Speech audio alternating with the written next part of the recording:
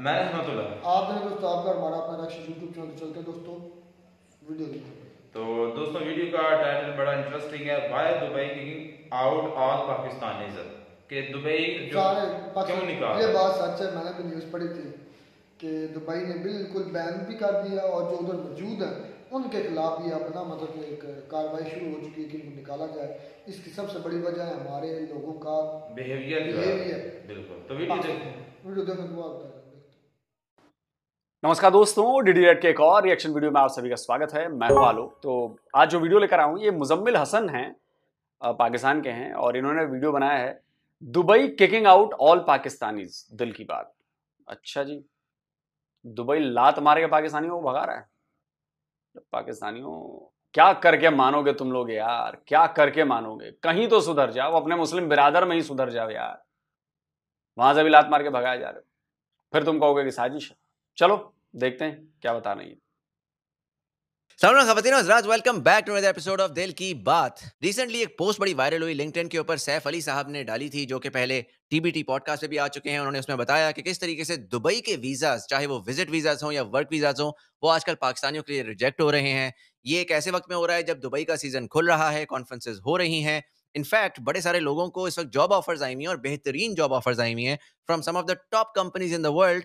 लेकिन unfortunately just because आपके पास पाकिस्तानी पासपोर्ट है तो इस वक्त आपको वीजा नहीं मिल सकता। इफेक्टिवली पाकिस्तानी सारे बैंड हैं। अब जाहिर है ये पोस्ट बहुत क्विकली वायरल होगी, लिंक्डइन पे तो हुई, लेकिन फेसबुक, ट्विटर, हर जगह पर ये बहुत तेजी से आग की तरह फैल गई और लोगों ने इसके ऊपर बहुत ज्यादा तनकीद की कि गवर्नमेंट जो है वो इनफ स्टेप्स नहीं ले रही ताकि हमारे जो है ना वीजा लग सकें, हमारे राइट्स को प्रोटेक्ट नहीं कर रही। ये क्या सूरत हाल है, पहले ही पाकिस्तान के अंदर के हालात खराब हैं, अब बंदा बाहर भी नहीं जा सकता। एंड ओवरऑल लोगों को बड़ा दुख हुआ, बड़ी डिप्रेशन हुई, क्योंकि दुबई एक ऐसा इलाका था जहां पर बासानी हमें वीजा मिल जाता था। हमें अगर वेकेशन भी चाहिए और कहीं और जाने की अपॉर्चुनिटी नहीं है तो हम आंखें बंद करके दुबई चले जाते थे।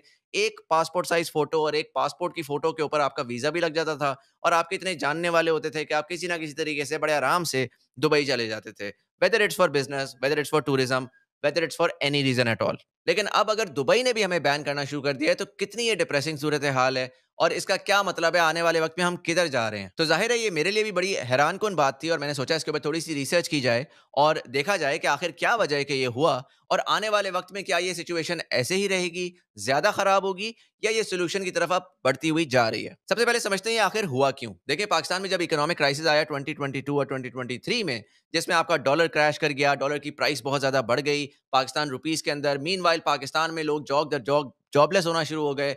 तो जो एवरेज आदमी लेट से जो 45,000 50,000 रुपया कमा रहा था, वो उस टाइम के दरहम के रेट के हिसाब से 1,000 दिरहम कमा रहा था। लेकिन जैसे ही इकोनॉमिक क्राइसिस आया और दरहम का रेट 75 रुपीज से पहुंच गया, तो अब वो उसके हिसाब से तकरीबन 500 दिरहम कमा रहा था। मीनवाइल दुबई में जो आपकी एवरेज ब्लू कॉलर जॉब है, जैसा कि लेबरर हो गया या कंस्ट्रक्शन वर्कर हो गया या आपका डिलीवरी बॉय हो गया या कैशियर हो गया, इस तरह के लड़कों की जॉब्स जो है ना 2500 3000 दिरहम पे लगती हैं। उसमें वो खाना और स्टे आपका वो मैनेज कर लेते हैं। तो पहले पाकिस्तानी सोचते थे कि यार अगर 1000 दिरहम मैं पाकिस्तान में रह के कमा रहा हूँ अपनी फैमिली के पास, तो मैं क्यों 2-2,500 दिरहम के लिए जाऊं। लेकिन सडनली एक तो डिमांड साइड पाकिस्तान में बहुत ज्यादा बढ़ी, क्योंकि उन्होंने सोचा कि यार 40,000 रुपया लेट से मुझे जो है ना फैक्ट्री में काम करके मिल रहा है या सिक्योरिटी गार्ड की ड्यूटी करके मिल रहा है, तो अगर मैं वहां जाके 1,500 दिरहम भी कमाता हूँ, जिससे मेरा खाना और रहना जो है वो मैनेज हुआ हुआ है, तो सडनली मैं अपने घर वालों को 1,20,000 रुपए भेज सकूंगा। सिमिल्टेनियसली दुबई में जो बिजनेसेस थे उन्होंने देखा कि यार 2500 दिरहम के बजाय हमें तो 1500 दिरहम में बंदा मिल रहा है और इस 1500 दिरहम के बंदे को हमें जो है ना वीजे की कॉस्ट नहीं है, पेपर वर्क की कॉस्ट नहीं है। वो आके ये कह रहा है कि सर मैं आपके लिए काम करूंगा, मुझे महीने के आखिर में 1500 दिरहम आप कैश में दे दिया करिएगा, बाकी जहां पर आपके बाकी वर्कर रहते हैं मैं उनके साथ रह लिया करूंगा, उनके साथ खा लिया करूंगा। तो economically suddenly it made a lot of sense for a lot of people बहुत थोड़े अरसे में to move out of Pakistan. और खासकर ये सिचुएशन इस वजह से ज्यादा गंभीर हुई क्योंकि पाकिस्तानी एयरलाइंस बहुत सारी दुबई फ्लाई कर रही थी, तो आपका जो टिकट प्राइस था वो बड़ा सस्ता था।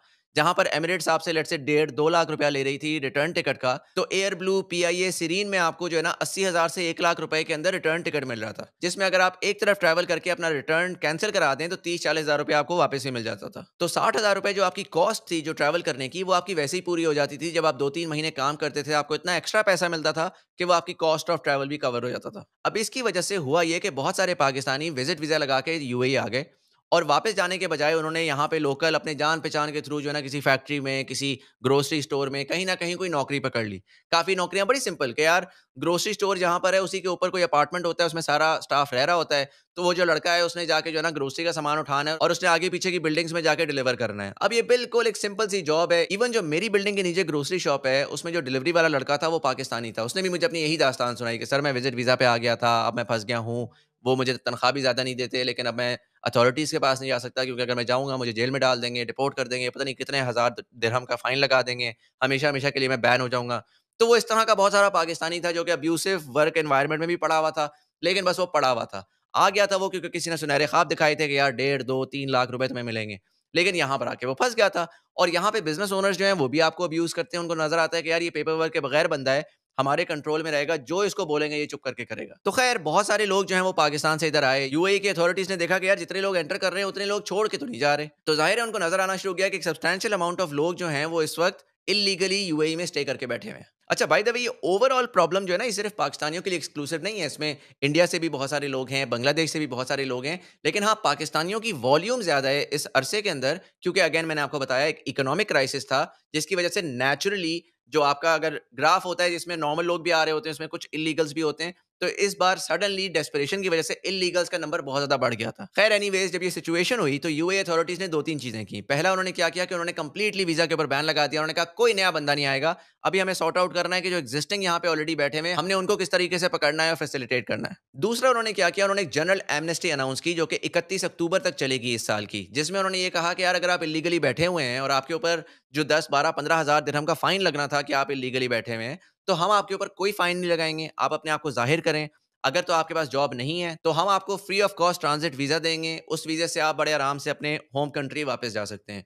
मीनवाइल अगर आपकी यहाँ पे जॉब है, तो आप अपने बिज़नेस ओनर को बोलें कि यार आपके लिए वीज़ा अप्लाई करें, हम आपका स्टेटस विज़िट वीज़ा से जॉब वाला वीज़ा कर देंगे। और साथ ही उन्होंने बहुत सारी डिफरेंट एयरलाइंस के साथ पार्टनरशिप की, जिसमें सस्ते टिकट्स भी हैं, फ्री टिकट्स भी हैं, ताकि जो लोग फँसे हुए हैं, जिनके पास पैसे ही नहीं हैं, हालात ख़राब हैं, अपने दोस्तों यारों के घर बस पड़े हुए हैं क्योंकि निकल भी नहीं सकते, कुछ पढ़ भी नहीं सकते, तो वो लोग जो है ना वो खामोशी से अपनी होम कंट्री वापस चले जाएँ। अब ऑलरेडी जब से ये एमनेस्टी स्कीम अनाउंस हुई है, तकरीबन 20,000 लोग जो हैं different Pakistani, Indians, Bengali, Filipino, उन्होंने अपने आप को ऑलरेडी ज़ाहिर कर दिया है। Plus meanwhile authorities actively crack down कर रही हैं। उन इलाकों में जा रही हैं जहाँ पे उनको लगता है कि इल्लीगल लोग रहते हैं, छुपे हुए हैं और वो आहिस्ता-आहिस्ता क्रैक डाउन कर रही हैं। लेकिन ऑलरेडी जो इनकी ये स्कीम है ये बड़ी सक्सेसफुल हुई है और इससे ऑलरेडी बहुत सारे लोगों ने अपने आप को नॉर्मल लीगलाइज कर लिया हुआ है। अच्छा मीनवाइल पाकिस्तानी अथॉरिटीज़ की जब हम बात करते हैं तो देखें पहली चीज़ तो समझना ज़रूरी है कि अथॉरिटीज़ को कभी भी अपने लोगों की इंटेंशन के बारे में नहीं इल्म होगा। अगर लोग इस तरीके से जा रहे हैं, अगर लोग जाते हैं कहीं पर विजिट वीज़ा पे और वहाँ से वो फ़रार हो जाते हैं,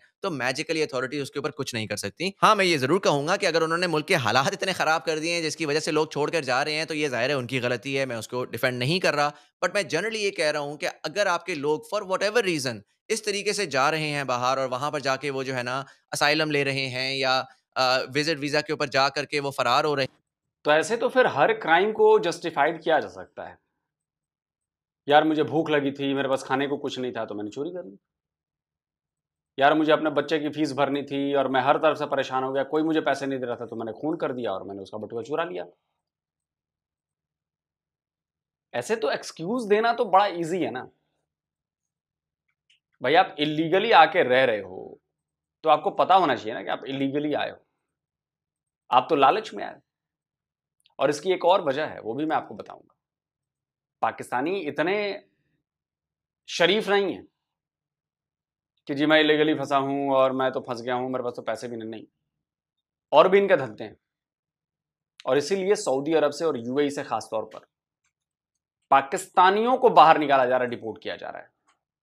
भारतीयों को और बांग्लादेशियों को नहीं किया जा रहा, अभी पाकिस्तानियों को डिपोर्ट किया जा रहा है। उसकी बहुत बड़ी वजह ऑथेंटिक सबूत दूंगा, मैं आगे दूंगा। वो फरार हो रहे हैं, तो उससे ज़ाहिर है आपके ऊपर रिस्ट्रिक्शंस लगेंगी और उसकी वजह से हमारे ऊपर रिस्ट्रिक्शन लगी भी है। तो गवर्नमेंट ने अब मज़ीद इसके ऊपर डबल डाउन किया। उन्होंने कहा कि अब जो है ना इमिग्रेशन ऑफिसर्स जो हैं वो एक्स्ट्रा सवाल पूछेंगे, एयरलाइंस एक्स्ट्रा सवाल पूछेंगी, कहाँ जा रहे हैं, किस होटल में जा रहे हैं, वगैरह वगैरह। क्योंकि ज़ाहिर है अब वो उसी स्टेप के ऊपर लोगों को रोक सकती हैं। अगर उनको लगता है, थोड़ा सा भी शक होता है कि यार ये विजिट वीज़ा पे जा रहा है लेकिन ये भागने के लिए जा रहा है, तो वो उसको वहीं पे जो है ना वो नॉट ओके टू बोर्ड करके वापस भेज देते हैं। मीनवाइल उन्होंने ये किया है कि अगर आपके पास विजिट वीज़ा है तो आपके लिए मैंडेटरी है कि आपके पास एक तो रिटर्न टिकट हो, प्लस सेम एयरलाइन का रिटर्न टिकट हो। क्योंकि काफी सारे लोग ये करते थे कि booking.com टाइप से जो है ना बुकिंग करा लेते थे, एक तरफ की फ्लाइट होती थी, दूसरी तरफ की फ्लाइट वो बस शो कराने के लिए जो है ना बुकिंग में करके डाल देते थे। तो अब उन्होंने ये किया है कि यार रिटर्न टिकट सेम फ्लाइट से हो, और वो एयरलाइन से बात कर रहे हैं कि इस तरह के लोगों की फ्लाइट चेंज तो कर दें लेकिन कैंसिल ना करें, ताकि थोड़ी सी कॉस्ट ओवररन बढ़े और लोग डिसइंसेंटिवाइज हों। अब जाहिर है ये तमाम चीजें आई अंडरस्टैंड गवर्नमेंट क्यों कर रही है, लेकिन इससे जो लेजिटिमेट ट्रैवलर्स हैं उनके लिए मुश्किलात बढ़ेंगी, उनके लिए फालतू के रोड ब्लॉक्स एक्स्ट्रा आएंगे, उनके लिए फालतू की न्यूसेंस होगी एयरपोर्ट के ऊपर जिसमें उनको एक्सप्लेन करना पड़ रहा होगा। लेजिटिमेट रीजंस के लिए भी अगर वो जा रहे हैं तो अब उनको जो है ना 10 दफा एक्सप्लेन करना पड़ेगा कि भैया हम नहीं मुल्क से फरार होना चाह रहे, हम सिर्फ छुट्टी के लिए जा रहे हैं, जो भी है। लेकिन अनफॉर्चुनेटली हालात ऐसे हैं, उसमें यही सोल्यूशन एक पोटेंशियल गवर्नमेंट को नजर आया और वो इंप्लीमेंट कर रहे हैं। पर्सनली आई डोंट थिंक इसमें गवर्नमेंट कुछ ज्यादा कर सकती है। लाइक आई सेड, इकोनॉमिक जब हिट पड़ती है आपको तो एक इस तरह की सिचुएशन हमेशा इमर्ज करती है। एक ब्लिप आया जिसकी वजह से एक एक्सोडस हुआ, जैसे जैसे इकोनॉमी स्टेबलाइज होगी ऑटोमेटिकली लोग जो हैं वो स्टेबल रुकना शुरू हो जाएंगे। तो गवर्नमेंट को अगर मैक्सिमम भी कुछ करना है तो उनको इकोनॉमिक क्या 78 ईयर्स में पाकिस्तान की इकोनॉमी स्थिर हुई है, स्टेबल हुई है? नहीं हुई है। जो एक बार पाकिस्तान से निकल गया वो निकल गया, तो दोबारा कभी पाकिस्तान वापस नहीं आया। मतलब मैं नंबर ऑफ लोगों, पीपल की बात कर रहा हूं कि जो परसेंटेज ऑफ पीपल है ना पाकिस्तानी, अगर 100 के 100 बंदे गए हैं उनमें से शायद 8-10 आए होंगे, बाकी कोई नहीं आया वापस और ना आएंगे। उनको इकोनॉमिक स्टेबिलिटी लेकर आनी है, इकोनॉमिक ग्रोथ लेकर आनी है, बट बियॉन्ड दैट वो किसी किस्म के जो है ना रोड ब्लॉक्स लगाएंगे या इमिग्रेशन मुश्किल कर देंगे तो उसका कोई फायदा नहीं होगा। अगर आपके पास कोई सोल्यूशन है पोटेंशियली, कोई इनोवेटिव तरीके से गवर्नमेंट जो है जी वो ट्रबल मेकर्स को, जो लोग इलीगली निकलना चाहते हैं, उनको रोक सके और लीगल लोगों को फैसिलिटेट कर सके, let me know in the comment section below. But anyway, so what's next? अब आने वाले वक्त में क्या होगा देखें। 31 अक्टूबर तक ये जो एमनेस्टी स्कीम चल रही है उस वक्त तक तो एक्सपेक्टेड है कि पाकिस्तान का जो ये बैन है ये सस्टेन करेगा, लेकिन उसके फौरन बाद एक्सपेक्टेड यही है, जितनी मैंने अपने सोर्सेज से बात की है, कि बैन आपका लिफ्ट हो जाएगा। प्रॉब्लम ये नहीं है कि उनको ओवरऑल पाकिस्तानियों से मसला है, और ये बहुत इंपॉर्टेंट बात है समझने के लिए। देखिए, पाकिस्तान यूएई के लिए एक बहुत बड़ी मार्केट है। Pakistanis were the third largest investors in Dubai real estate between 2020 to 2022। $10.4 billion उन्होंने इस इंडस्ट्री में लगाया था। टूरिज्म की मद में बहुत सारे लोग आते हैं, तो यूएई के लिए पाकिस्तान एक बहुत इंपॉर्टेंट मार्केट है। हाँ, हमारी इकोनॉमी ओवरऑल जब हम देखते हैं तो इतनी अच्छी नहीं लगती, लेकिन जब हम नेट पे देखते हैं कि कितनी बड़ी कंट्री है, उसके अंदर जो इवन जो टॉप पे अमीर तरीन लोग हैं ना, अगर वो भी दुबई उनको टैप करे तो वो दुबई के लिए एक बहुत सब्सटेंशियल अमाउंट बनती है। तो वो इतने आराम से आपको डिसरिगार्ड नहीं कर सकता, इतने आराम से आपको ये नहीं कर सकता कि बैन लगा दे। लेकिन डेफिनेटली उन्होंने इस प्रॉब्लम को सॉल्व भी करना है। तो एक्सपेक्टेड यही है कि अक्टूबर के फौरन बाद वीजे खुल जाएंगे, लेकिन इस बार थोड़ी सी रिस्ट्रिक्शन समवॉट वापस आएंगी। जैसा कि हो सकता है बैंक स्टेटमेंट अब आपके लिए रिक्वायर्ड हो सकता है कि आपको कोई रीजनिंग वगैरह देनी हो जब आप वीजा अप्लाई करें, हो सकता है जो सेम डे वीजा आ रहे थे अब हफ्ता, 1.5 हफ्ता, 2 हफ्ता लगे जिसमें आपका वीजा प्रोसेस हो। अगेन, फालतू की अनोयंस बढ़ेगी कंपेयर टू पहले। अब इसमें आखिर में मैं सिर्फ 2 चीजें कहना चाहूंगा। पहला तो ये कि जो पाकिस्तानी जो लेजिटिमेटली यूएई आना चाहते हैं, उनके पास मल्टीपल ऑप्शंस हैं। वो फ्रीलांसर वीजा ले सकते हैं, जिसमें 6, 6.5, 7 लाख रुपए में उनको फ्रीलांसर वीजा मिल जाता है।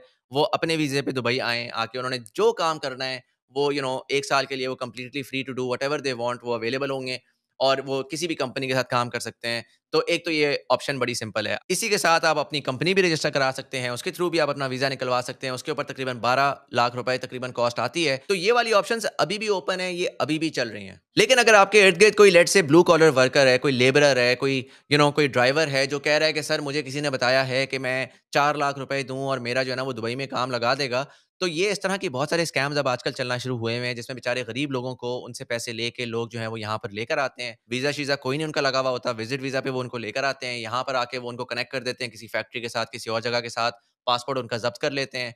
इन लोगों को पता होता है कि यार ये तो अगर हम पकड़े गए तो हम तो जेल जाएंगे, तो ये भी खामोशी काम करते रहते हैं। बोला होता है 2,000, 3,000, 4,000 दिरहम के ऊपर हम तुम्हें लेकर आएंगे, लेकिन 500, 800, 900 दिरहम बमुश्किल इनको मिल रहा होता है। मैंने पर्सनली ऐसी कहानियां सुनी है लोगों की जिनके वीजे फंसे हुए थे और वो लिटरली रहने और खाने के ऊपर काम कर रहे थे। 6-6 महीने से उन्होंने अपने घर वालों को पैसे भी नहीं भेजे थे और वो जो है ना यहाँ पे बस फंसे हुए थे। तो अगेन इस तरह के लोग हैं, प्रेडेटरी किस्म के लोग हैं। तो अपने इर्द गिर्द ऐसे लोगों को एजुकेट करें, उनसे कहें कि यार अगर जा रहे हो तो लीगल तरीके से जाओ, बराहे करम इल्लीगल तरीके से ना जाओ। एक तो आपके साथ ज्यादती होगी, आपकी कोई प्रोटेक्शन नहीं होती। ये जो आपको ख्वाब दिखाई जा रहे हैं ना कि यार आप किसी तरह बस पहुंच जाओ, उसके बाद तुम्हारे साथ सब सेट हो जाएगा, तो जब आपके पास लीगल प्रोटेक्शन नहीं होती तो हमेशा लोग आपको अब्यूज करते हैं। ये लिटरली दुनिया का निज़ाम है कि जब आपके पास कोई बड़ी पावर, चाहे जितनी भी डेवलप्ड कंट्री में चले जाए ना, अगर आपके पास गवर्नमेंट प्रोटेक्शन नहीं है तो लोग आपको खा जाएंगे और काफी दफा अपने ही खा जाते हैं। पाकिस्तानी ही होते हैं जो कि आपको कैश के ऊपर लिटरली अब्यूज करते हैं। शायद गोरा तो फिर भी इतना ना करे, बट नॉनदलेस इल्लीगली ट्रैवल ना करें, इल्लीगली इस तरीके से आके ना काम करें, क्योंकि उससे आपको भी नुकसान होता है और ओवरऑल जैसा कि हमने देखा कि पूरी कंट्री को नुकसान होता है, पूरी कंट्री का नाम भी खराब होता है, वीजाज भी मुश्किल होते हैं। लेजिटिमेट जो लोग एक्चुअल मेहनत करके प्रॉपर चैनल्स के थ्रू काम करना चाहते हैं, अब वो भी नहीं कर पाते। बट एनीवेज आखिर में मैं इसमें यही कहूंगा, देखें इसमें कोई डिप्रेस होने की बात नहीं है। ये जो चीज हो रही है ना, ये बाय द वे ये सिर्फ पाकिस्तानियों के साथ नहीं हो रही, इंडियंस भी ये कर रहे हैं, फिलिपिनोज भी ये कर रहे हैं, बंगाली भी ये कर रहे हैं। आप जाके अगर लिखेंगे ना एमनेस्टी स्कीम, तो उसके ऊपर आपको इंडिया की बहुत सारी रिपोर्टिंग मिलेगी कि कितने सारे उनके भी 1,500-2 हज़ार लोग जो हैं वो इस तरह उन्होंने पकड़े हैं। टोटल तकरीबन मेरा ख्याल है 20,000 लोग जो हैं वो अभी तक रजिस्टर करवा चुके हैं अपने आप को। उसमें इंडियंस की अमाउंट भी है, बंगालियों की अमाउंट भी है। तो ये पूरी दुनिया में होता है, कोई ऐसा मसला नहीं है। आप अगर वो अमेरिका में जो देखें, जो साउथ अमेरिका की साइड से इलीगल क्रॉसिंग हो रही है, उसमें बहुत सारे इंडियंस हैं, उसमें बहुत सारी और नेशनैलिटीज़ हैं।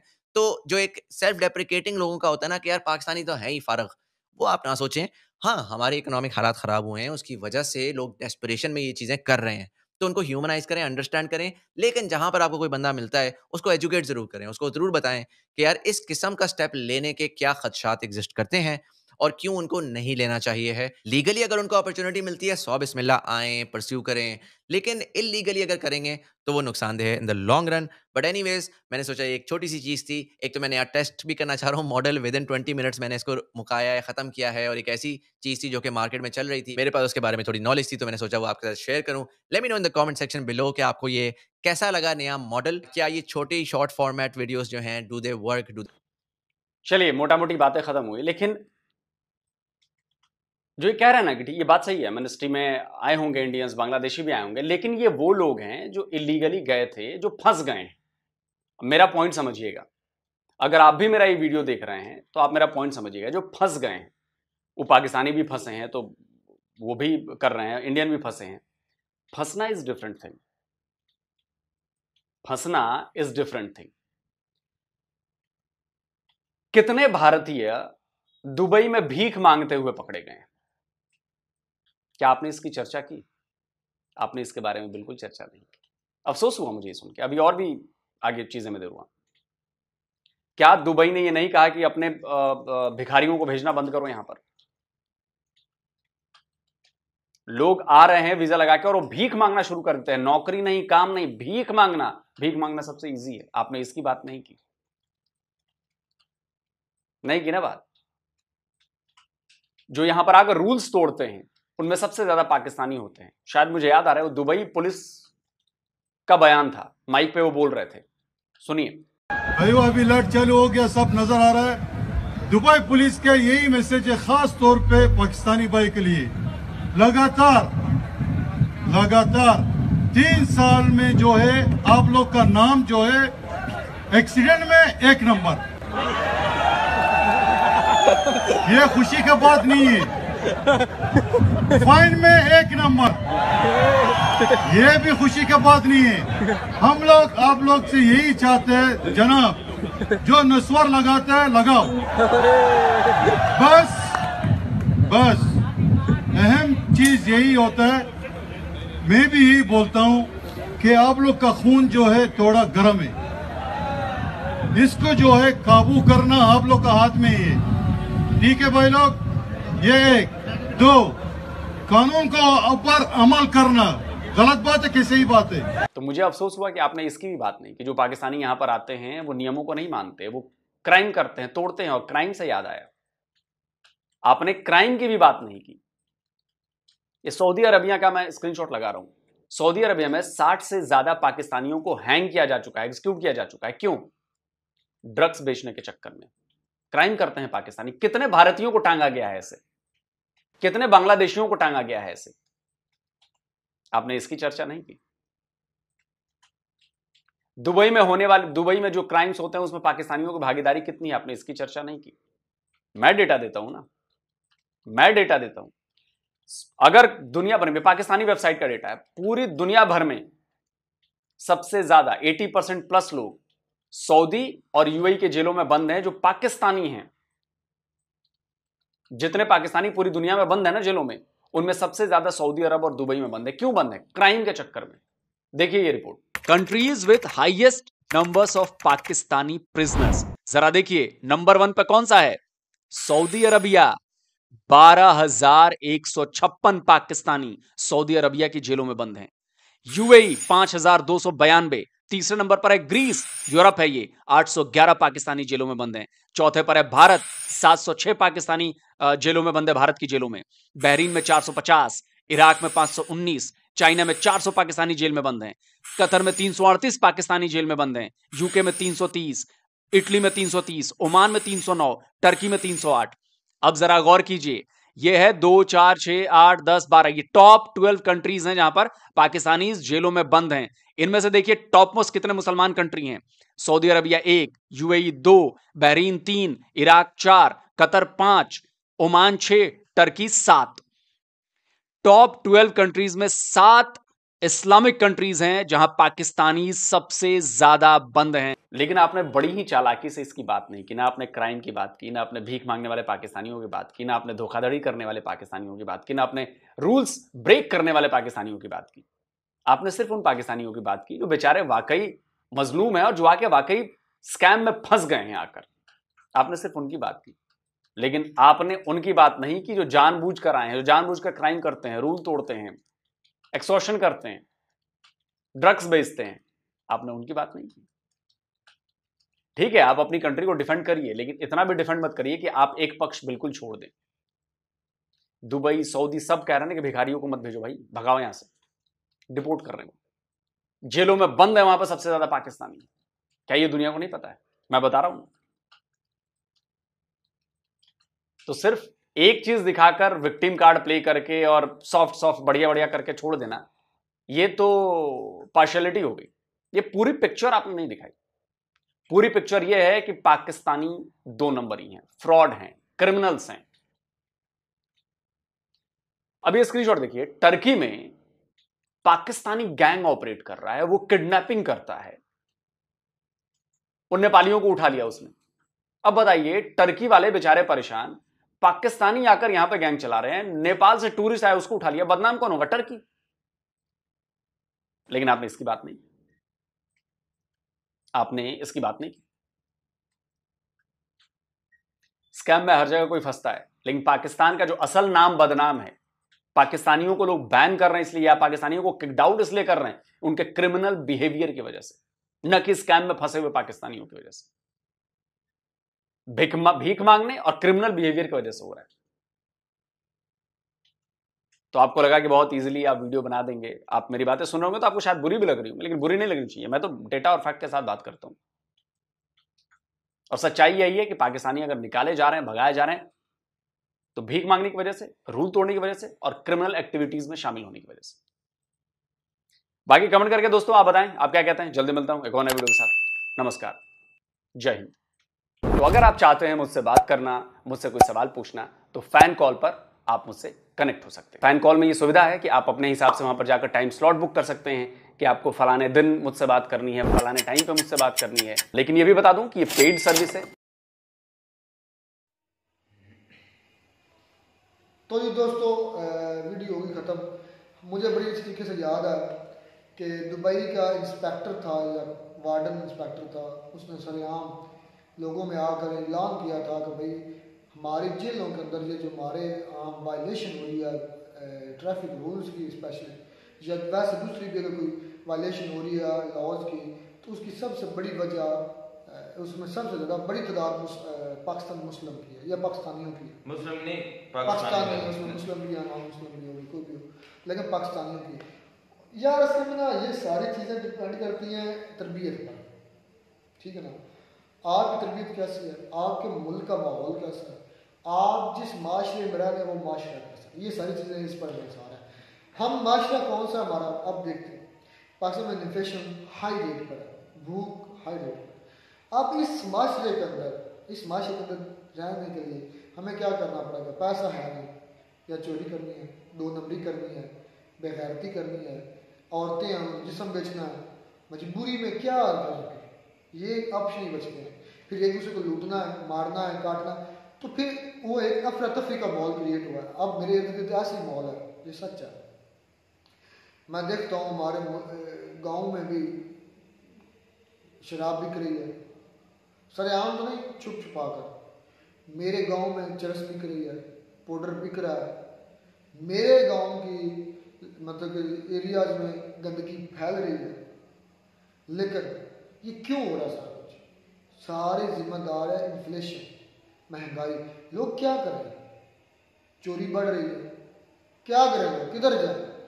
तो इसी माशे से उठकर जब मैंने जाना है बाहर, तो मैंने मेरे अंदर तो वही क्वालिटीज होगी ना जो मैं इस माशे से सीख रहा हूँ।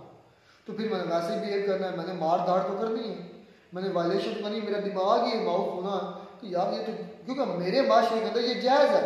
जायज़ कैसे है? मैंने चोरी कर लिया तो मुझे पुलिस पकड़ लेती, मैं अगर उनको 20-30-40 हज़ार उनकी मुट्ठी में देता हूँ, दूसरे दिन मैं घर होता हूँ, तो मेरे जहन में यही चल रहा है कि मैं उधर भी ऐसा करूँगा तो उधर से भी मैं ऐसे बच जाऊँगा।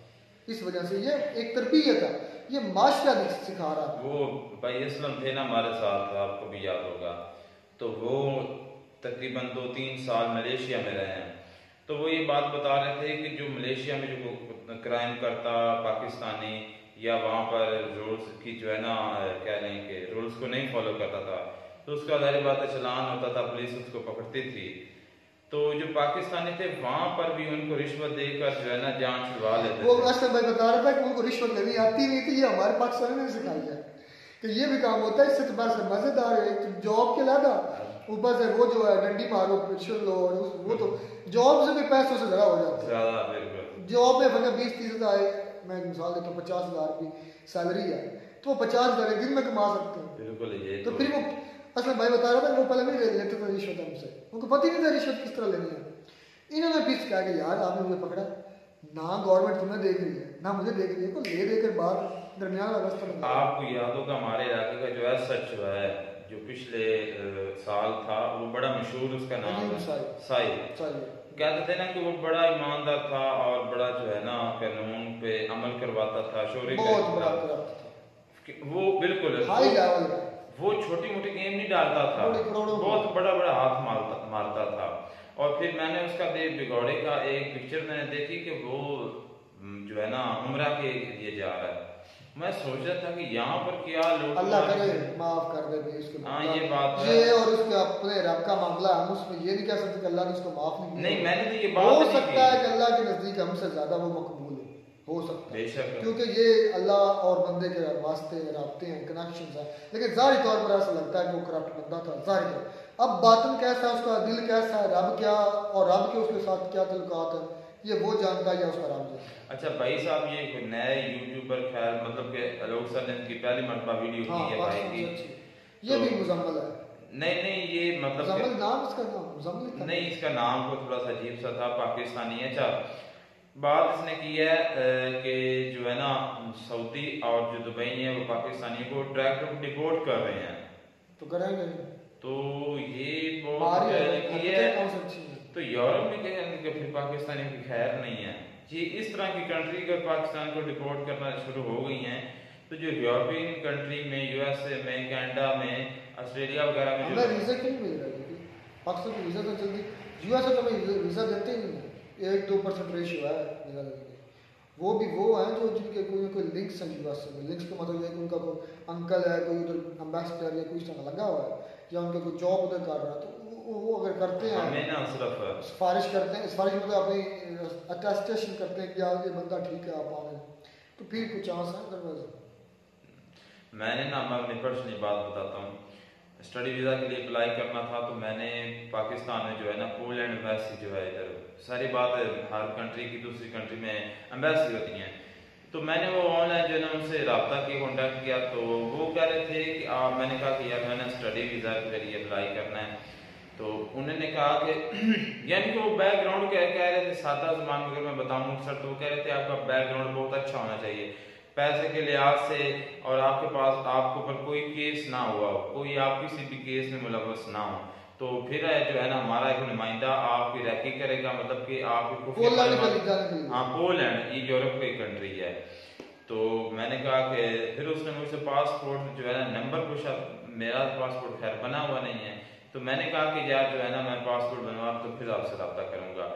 लेकिन जो हमें मिल रहे हैं जो पाकिस्तान को स्टडी वीज़े, वो यूके के मिल रहे हैं, यूके के काफ़ी हमारे गांव से भी लोग गए हमें, तो लेकिन उसने भी अब जिस तरह की कंडीशन है, हो सकता है कि वो भी बंद करते। नहीं यार, ये हमारे यहाँ तो हालात ख़राब हैं, जिसकी वजह से हमारे लोग गर्म हो गए हैं। गर्म होने की वजह से हमारे लोग चोरी चिकारी, बेगैरती और करप्शन ये सारा कुछ चल रहा है, जिसकी वजह से ये चीज़ें उधर चलाते हैं तो उधर चलने नहीं देती। इधर गवर्नमेंट के रूल सख्त है, इस वजह से वो बेकार है। चलो अभी अपने मुल्क में जाकर अच्छे भी हैं। लंदन का मेयर एक पाकिस्तानी है, लंदन पाकिस्तान में जाकर गांधी डाला, पाकिस्तान का भाई एक सिटीजन है वो वहाँ पर, तो अच्छे लोग भी हैं और भाई बुरे भी होते हैं। अच्छा, बात आ गई कि सऊदी अरब की पे, तो सऊदी अरब में जो कह रहे हैं कि 62 जो लोग हैं उनको टांगा गया है सीधी तरह। एक नहीं फांसी, हाँ फांसी दी है, फांसी दी। वो यानी कि कई किसी नेपाली को, किसी इंडियन को, किसी बांग्लादेशी को, जो बंगाली है उसको किसी को भी नहीं दी गई, पाकिस्तानियों को क्या दे दी जा रही है। तो इसमें भी मैं मानता हूँ कि मेरे गांव का एक गया हुआ है, वहाँ पर हमारे काफ़ी करीबी हैं, तो मैं उनके पास गया हुआ था। उनकी वहाँ पर कह रहे हैं कि बहुत अच्छा कारोबार वहाँ पर सेटअप है। तो वो खुद बता रहे थे कि मैं जहाँ पर वहाँ पर शुरू से गया था ना, तो वो कह रहे थे कि मैं वहाँ पर, वो शराब भी पीता था, तो मैं उसका नाम नहीं ले सकता। तो वो शराब कह रहे कि मैं लेकर जा रहा था, तो एक गाड़ियों की पार्किंग थी, तो मैं आगे जा रहा था, तो साथ में जो पुलिस वाले थे वो चेकिंग कर रहे थे। तो मेरा जो दोस्त था, मैंने उससे वो बोतल लेकर ना, वो जल्दी से गाड़ियों के नीचे वो फेंकी, चाहे टूट जाए, लेकिन पुलिस से तो बच जाएंगे ना। उसने कहा कि वो इस तरह हमने फेंकी कि वो गाड़ी को, पुलिस जहाँ पर खड़ी हुई थी ना, वो उससे गाड़ी को नीचे गुजरती आगे चली गई। पुलिस ने चेक किया तो हमारे पास नहीं थी, लेकिन हमने वहाँ से उठाया और हम जाकर पीने लगे। लेकिन पुलिस वालों को शक था, वो कह रहे थे कि पुलिस ने हमें वहाँ पर पकड़ लिया, पीते हुए मौके के ऊपर पकड़ लिया। तो वो कहते हैं कि मैं किसी तरीके से छूट गया, लेकिन जो मेरा दोस्त था उसके जो नेल्स थे ना, वो उन्होंने खींच लिए उनके हाथ के, शराब पीने पर। सऊदी अरब में वो पाकिस्तानी, ये तो इतनी सख्त सजा, नेल जो है वो खींच लिए। बहुत थोड़ा सा कहने के नेल को कुछ हो जाए तो बहुत दर्द होती है, तो पूरे उन्होंने खींच लिए। तो सऊदी अरब का रूल्स तो बहुत सख्त है। तो पाकिस्तानियों के कहने के नाइंसाफी वाली तो खैर नहीं बात है, तो अच्छे कर रहे हैं अपने मुल्क के लिए, उनको करना चाहिए। जो उनके रूल्स हैं वो उनके खिलाफ किसी को भी नहीं जाना चाहिए। जो भी किसी कंट्री में जाता है उसके रूल्स के मुताबिक चलना चाहिए। मिलता है वीडियो में, गॉड ब्लेस यू।